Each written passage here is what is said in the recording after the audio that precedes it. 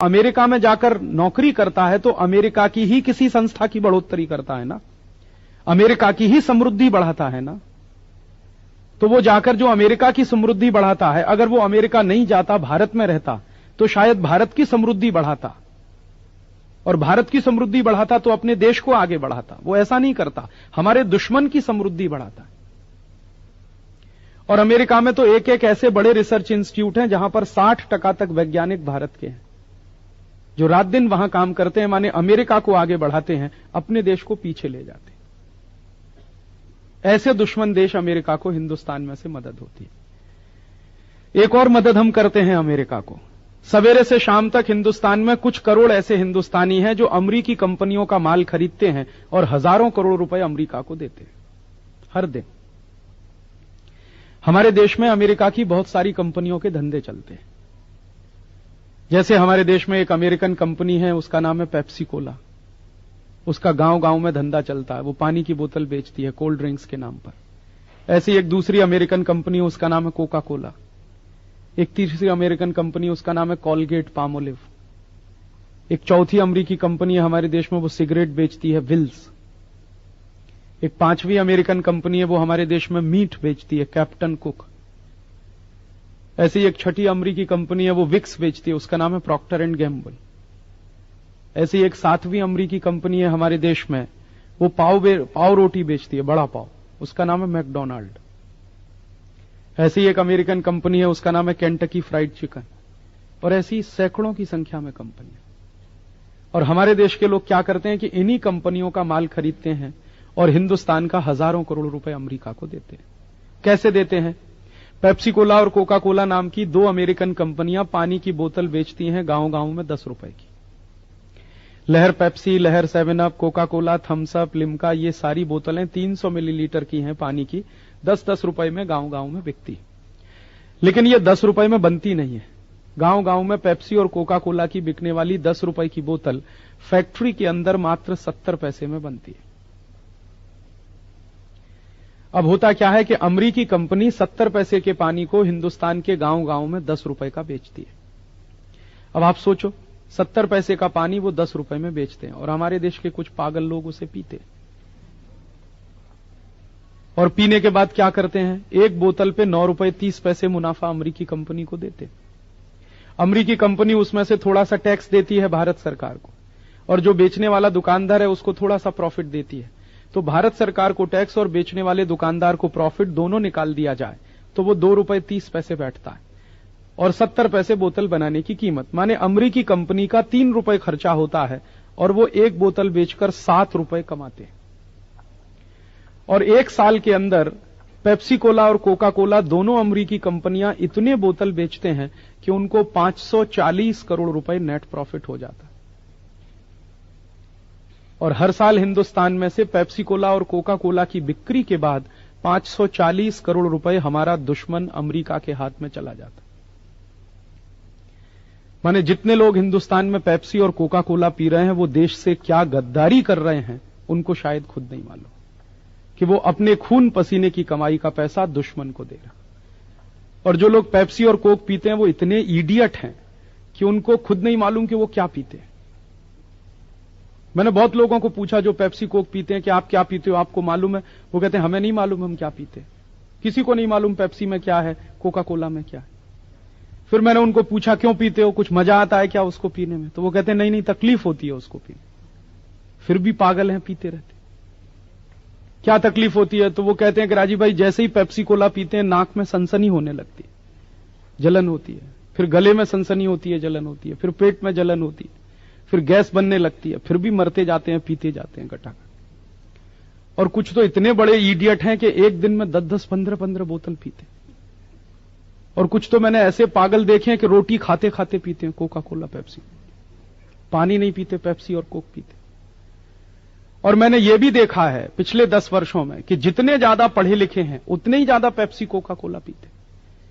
जो बिना पढ़े लिखे गांव के किसान है वो नहीं पीते, वो बहुत होशियार है। उनको मालूम है कि पेप्सी नहीं पीना चाहिए, कोक नहीं पीना चाहिए। वो बिना पढ़े लिखे हैं फिर भी इतने होशियार। और जो पढ़े लिखे हैं वो ही सबसे ज्यादा पागल है। और किस भाव में पीते हैं? 10 रुपए में 300 मिलीलीटर पेप्सी आता है। तो 20 रुपए में 600 मिलीलीटर, तो 30 रुपए में 900 मिलीलीटर, तो 33 रुपए में 1 लीटर। अब 33 रुपए लीटर का पेप्सी पीते हैं, 14 रुपए लीटर गाय का दूध नहीं पीते।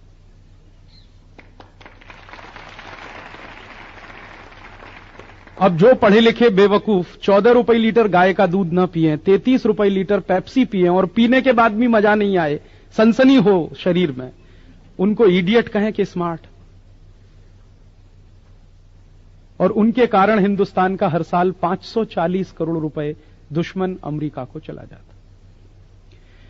हमारे देश में इस पेप्सी कोला कंपनी का एक धंधा और भी चलता है। यह कंपनी हमारे देश में बटाटा चिप्स बेचती है, उसका नाम है रफल्स, और एक पैकेट रफल्स का 15 रुपए का आता है।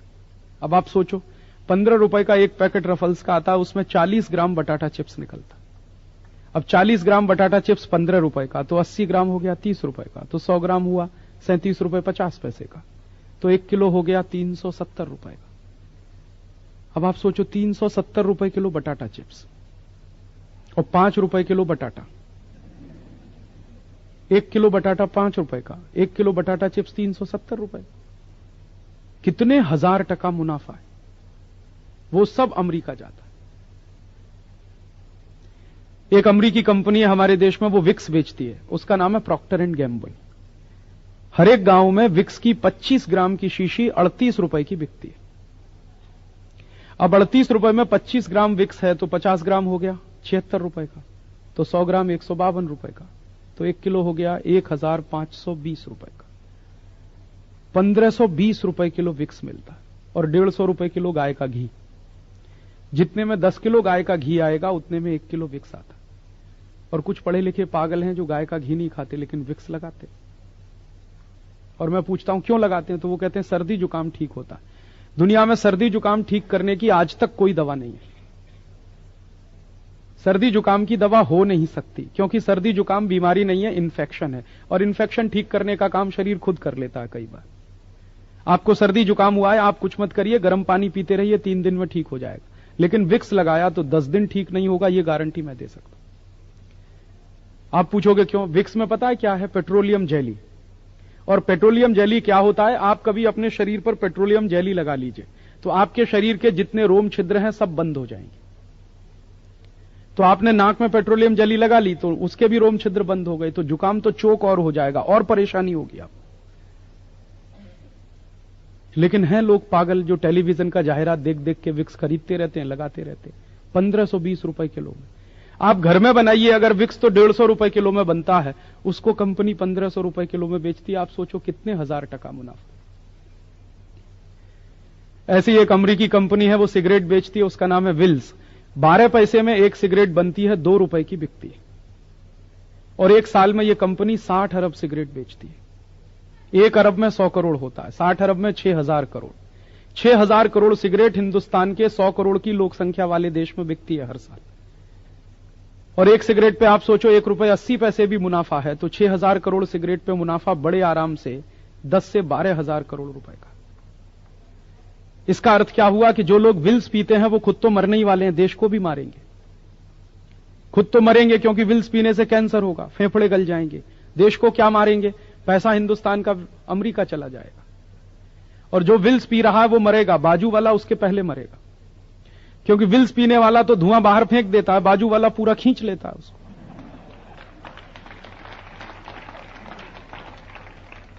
तो पीने वाला जब मरेगा तब मरेगा, बाजू वाला उसके पहले मर जाएगा। ऐसे उल्टे धंधे में हमारे देश के लोग लगे। दुनिया के सब देशों में सिगरेट की बिक्री कम हो रही है। इवन अमेरिका में सिगरेट की बिक्री कम हो रही है, यूरोप के देशों में सिगरेट की बिक्री कम हो रही है, क्योंकि जन जागृति लोगों में आ रही है सिगरेट नहीं पीनी चाहिए, और हिंदुस्तान में धड़ल्ले से सिगरेट की बिक्री बढ़ रही है।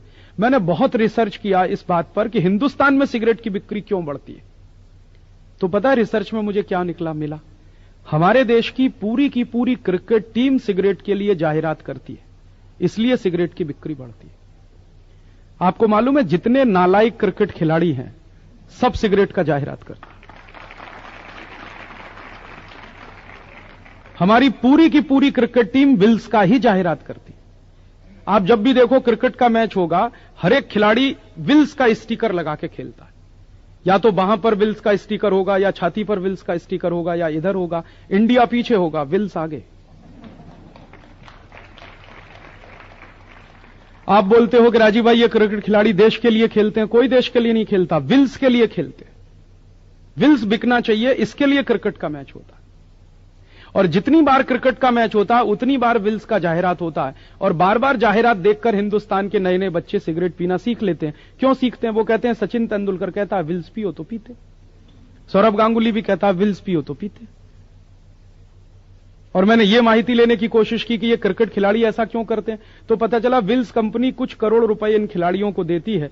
विल्स कंपनी हमारे देश में से 10-12 हजार करोड़ रुपए कमाती है, उसमें से 10-20 करोड़ रुपया इन क्रिकेट खिलाड़ियों को दे देती है। बाकी सब मुनाफा वो अपने घर में रखती है। और ये खिलाड़ी उतने में ही बिक जाते हैं, अपनी आत्मा बेचते हैं शरीर के साथ साथ, हिंदुस्तान की आत्मा बेचते हैं हिंदुस्तान के साथ साथ, और ये धंधे में लगाते हैं विल्स का।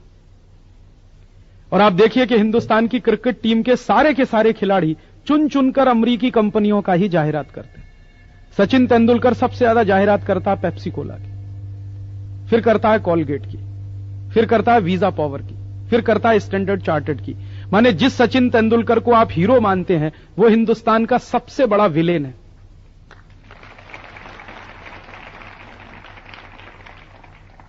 क्योंकि वो तेंदुलकर जाहिरात करता है सिगरेट की, पेप्सी की, कोका कोला की और इनकी कॉलगेट की या वीजा पावर की या स्टैंडर्ड चार्टर्ड की, ये सब अमेरिकन कंपनी है। तो तेंदुलकर की क्या कोशिश है कि ज्यादा से ज्यादा अमेरिकी कंपनियों का धंधा भारत में चले, तो ज्यादा से ज्यादा मुनाफा हिंदुस्तान का अमेरिका जाए। जो आदमी अपने देश का मुनाफा दुश्मन को देने के काम में लगा हो उसको हीरो कहें कि विलेन। और ऐसे विलेन का क्रिकेट मैच देखने के लिए 8 घंटे हम बर्बाद करते, हमारा भी दिमाग खराब हो गया। दिन भर बैठे बैठे क्रिकेट का मैच देखते रहे, करोड़ों घंटे देश के बर्बाद करते हैं, पैसा बर्बाद होता है देश। ऐसे दुष्चक्र में हमारा देश फंस गया है। और आप पूछोगे ऐसी कितनी कंपनियां हैं? पेप्सी कोला है, कोका कोला है, कॉलगेट है, प्रॉक्टर एंड गैम्बुल है, विल्स है। एक कंपनी है हिंदुस्तान लीवर है, नाम से ऐसा लगता है जैसे हिंदुस्तान की है, उसका असली नाम है यूनिलीवर, हॉलैंड की कंपनी है। जिस देश में जाती है उसी देश का नाम अपने साथ लगा लेती है।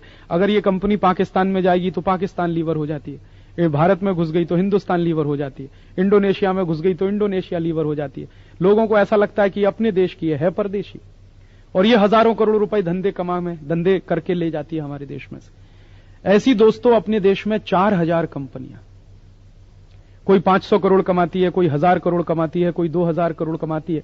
एक तो अमेरिकी कंपनी अपने देश में ऐसी आई है, वो एक ही साल में 3000 करोड़ रुपए कमाती है, उसका नाम है एनरॉन। आप जानते हैं महाराष्ट्र में एनरॉन कंपनी, वो बिजली बना के बेचती है। और जो बिजली हमारे महाराष्ट्र में 1 रुपए 70 पैसे यूनिट की पड़ती है, उसको एनरॉन कंपनी 4 रुपए 85 पैसे यूनिट में बेचती है। और साल में बड़े आराम से 3000 करोड़ रुपए कमा के ले जाती है। और ऐसा कितना पैसा हमारे देश का परदेश जाता है, वो माहिती लेने की जब हमने कोशिश की तो पता चला कि 4000 विदेशी कंपनियां हैं, एक साल में 80,000 करोड़ रुपए लूट के ले जाती। और ये 80,000 करोड़ रुपए कहां जाता है? दुश्मन के हाथ में। अमेरिका में जाता है, ब्रिटेन में जाता है, फ्रांस में जाता है, जर्मनी में जाता है। ये सब देश हमारे दुश्मन हैं। यूरोप के देशों ने तो 200 साल हिंदुस्तान को लूटा, और उसी यूरोप के देशों की कंपनियों को फिर पैसा देते हैं हम लोग। और ये पैसा जो परदेश जाता है तो उससे 2 नुकसान होते हैं। एक तो दुश्मन के हाथ में पैसा जाता है, दुश्मन क्या करता है, वो पैसा पाकिस्तान को दे देता है। पाकिस्तान उस पैसे से क्या करता है? आतंकवादियों को पालता है। आतंकवादी क्या करते हैं? जम्मू कश्मीर के लोगों की हत्या करते हैं। या पाकिस्तान उस पैसे से क्या करता है? भारत पर हमला करता है। और दूसरा नुकसान क्या होता है कि हर साल अपने देश का अगर 80,000 करोड़ रुपए परदेश जाता है तो अपने देश का खजाना खाली हो जाता है। खजाना खाली हो जाता है तो सरकार क्या करती है? विदेशी कर्ज लेकर आती है। एक सरकार विदेशी कर्ज लाती है, दूसरी उसका ब्याज चुकाने के लिए कर्ज लाती है। कर्ज हर साल बढ़ता चला जाता है। आजादी मिली थी 1947 में तो 1 पैसे का विदेशी कर्ज नहीं था। अब आजादी मिलने के 52-53 साल के बाद हिंदुस्तान के हर एक बच्चे के ऊपर 6500 रुपए का विदेशी कर्ज। और यह विदेशी कर्ज इतना हो गया है कि हर साल इसका ब्याज देने के लिए सरकार को कर्ज लेना पड़ता है। कभी कभी ब्याज देने के लिए कर्ज नहीं मिलता तो हिंदुस्तान का सोना बेचना पड़ता है। 1990 के साल में हमारे देश में एक ऐसी सरकार बनी जिसको विदेशी कर्जे का ब्याज चुकाने के लिए देश का सोना बेचना पड़ा। और कितना? 20 मीट्रिक टन आप समझते हैं 20 मीट्रिक टन कितना? 1 मीट्रिक टन में 1000 किलोग्राम होता है और 1 किलो सोना 4.5 लाख रुपए का आता है। तो 20,000 किलोग्राम सोना कितने का? उसके बाद एक दूसरी सरकार आई, उसने 47 मीट्रिक टन सोना बेचा। फिर अब की बार क्या हो रहा है? इस बार भी भारत सरकार को कर्जे का ब्याज चुकाने के लिए पैसा चाहिए, पैसे की कमी पड़ रही है। तो अब भारत सरकार ऐसा कर रही है कि हमारे देश की जो बड़ी बड़ी पब्लिक सेक्टर की कंपनियां हैं उनकी संपत्ति बेच रही है। इस वर्ष हमारे देश की 40 कंपनियां बिकने जा रही हैं कर्जे का ब्याज चुकाने। कौन कौन सी कंपनियां बिक रही हैं भारत की? आप किसी पेट्रोल पंप पे जाते होंगे, वहां एक नाम मिलेगा आपको, HP।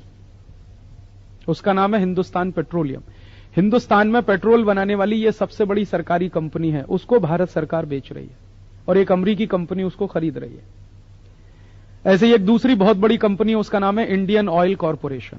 वो डीजल बनाने वाली सबसे बड़ी कंपनी, उसको सरकार बेचने जा रही है।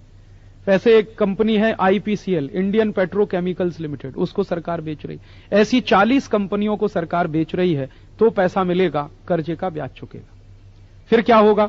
अगले साल फिर कंपनियां बिकेंगी, फिर अगले साल कंपनियां बिकेंगी। 5 साल के बाद क्या होगा इस देश में? हो सकता है 5 साल के बाद हमारी सोने की खदान बिके, चांदी की खदान बिके, कोलसे की खदान बिके, हीरे की खदान बिके।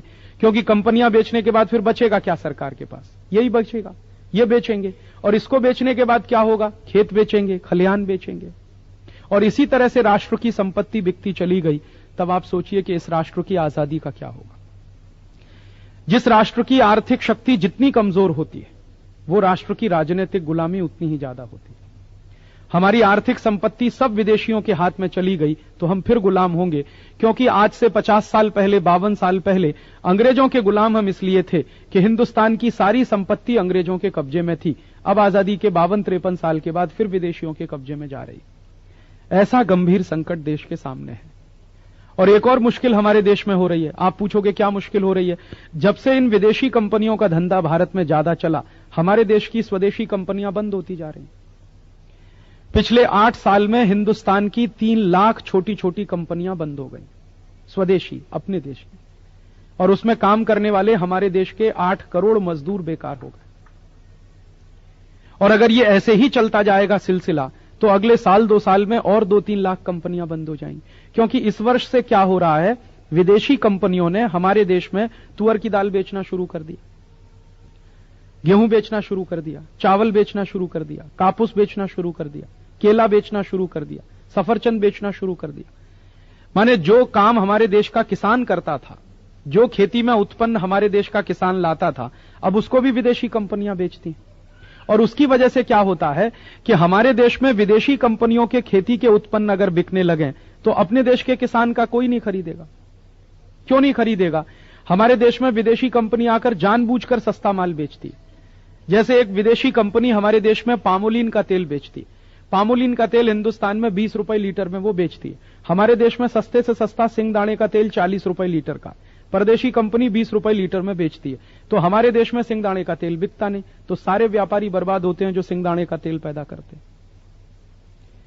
ऐसे ही परदेशी कंपनी सस्ती तुअर की दाल बेच देती है, अपने देश की दाल मिलें बंद होती। ऐसे ही परदेशी कंपनी सस्ता गेहूं बेच देती है, अपने देश के किसानों का गेहूं पड़ा रहता है बाजार में। पिछले साल विदेशी कंपनियों ने 35 लाख टन गेहूं बेचा हिंदुस्तान में, और हमारे किसान का गेहूं बिका नहीं मार्केट में। किसान परेशान है, विदेशी कंपनियों का धंधा चलता है। और अभी 1 साल में अंदर, माने इसी साल में एक परदेशी कंपनी आ रही है हमारे देश में कापूस बेचने के लिए, और वो कंपनी कहती है 1200 रुपए क्विंटल में कापूस बेचेंगे हिंदुस्तान। तो अपने किसान का 2200 रुपए क्विंटल का कापूस कौन खरीदेगा? और हमारे देश का जो उद्योगपति है, व्यापारी है, वो क्या करेगा? जो कापूस खरीदने वाला उद्योगपति है वो तो ये बोलेगा कि मुझको तो 1200 रुपए क्विंटल का परदेशी कापूस पड़ता है सस्ता, मैं तो वही खरीदने वाला हूं। अपने देश का 2200 रुपए क्विंटल का कापूस नहीं खरीदेगा, तो अपना किसान मरेगा, उसको भाव नहीं मिलेगा, उसका माल नहीं बिकेगा। ऐसे संकट इस देश में बढ़ते चले जा रहे हैं। और इन प्रश्नों पर अगर आज हम लोगों ने कुछ नहीं किया तो हो सकता है कि 5 साल के बाद यह देश फिर से बर्बादी के रास्ते पे जाए। एक बार यह देश गुलाम हुआ था अंग्रेजों का, शायद अब की बार गुलाम होगा अमेरिका का, और गुलामी फिर से वापस आ रही है। मैं अफसोस पता है किस बात का करता हूं? भारत का इतिहास बहुत पढ़ा मैंने, बार बार पढ़ा, और मुझे एक ही बात का अफसोस होता है कि ईस्ट इंडिया कंपनी आई थी 1611 में और अंग्रेजों की सरकार बनी 1760 में। तो 1611 से 1760 माने 150 साल बाद अंग्रेजों ने सरकार चलाई। अगर हिंदुस्तानियों को 1611 के साल में यह अकल आ गई होती कि इस ईस्ट इंडिया कंपनी को भारत में मत घुसने दो, इसका धंधा मत चलने दो, तो क्या अंग्रेजों की सरकार बनती, चलती? क्या हम देश गुलाम बनते अंग्रेजों के? अगर 1611 के साल में ही लोगों ने यह बात सोच ली होती कि हम ईस्ट इंडिया कंपनी को भगा देंगे, अंग्रेजों का धंधा भारत में चलने नहीं देंगे, शायद यह देश कभी गुलाम नहीं होता। लेकिन वो गलती हुई हमारे लोगों से। हम सोते रहे, अंग्रेज धंधा करते गए, धंधा फैलाते गए, मुनाफा कमाते गए, उस मुनाफे से आर्मी बनाते गए, फौज बनाते गए, और जब अंग्रेज बहुत ताकतवर हो गए, देश के गांव गांव में उनकी जड़ें फैल गईं, तब हमको याद आया कि अंग्रेजों को भगाना चाहिए। फिर भगाया हमने, लेकिन कितना नुकसान हुआ। 90 साल तो आजादी की लड़ाई चलती रही, 1857 से 1947, लाखों शहीदों की कुर्बानी देनी पड़ी हमको। तो इसलिए आज मुझे यह लगता है कि यह गलती हमें दोहरानी नहीं चाहिए। आज ये विदेशी कंपनियां घुस रही हैं, अभी से हमको सावधान होकर इनको भगा देने की बात करनी चाहिए, नहीं तो थोड़े दिन के बाद ये इतनी ताकतवर हो जाएंगी कि शायद इनको भगाना बहुत नहीं कर सकते। हम क्या कर सकते? हम तो विद्यार्थी हैं, हम तो सिर्फ पढ़ते हैं, हम तो देश के लिए कुछ नहीं कर सकते। आप अगर ऐसी भाषा बोलेंगे कि हम तो देश के लिए कुछ नहीं कर सकते, तो क्या बाहर वाला आके देश के लिए करेगा? करना तो आपको ही पड़ेगा, क्योंकि देश आपका है। आप इस देश के हैं, देश आपका है, तो आपको ही करना पड़ेगा।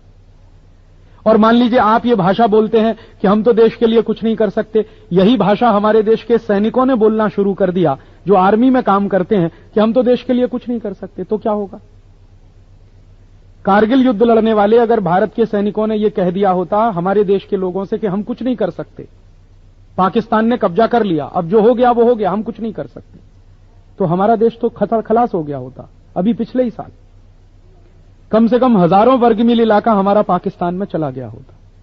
लेकिन हमारे सैनिकों ने ऐसा नहीं कहा कि हम कुछ नहीं कर सकते, उन्होंने ये कहा कि हम कुछ भी नहीं कर सकते तो मर तो सकते हैं देश के लिए। और 465 सैनिक मर गए तो देश बच गया।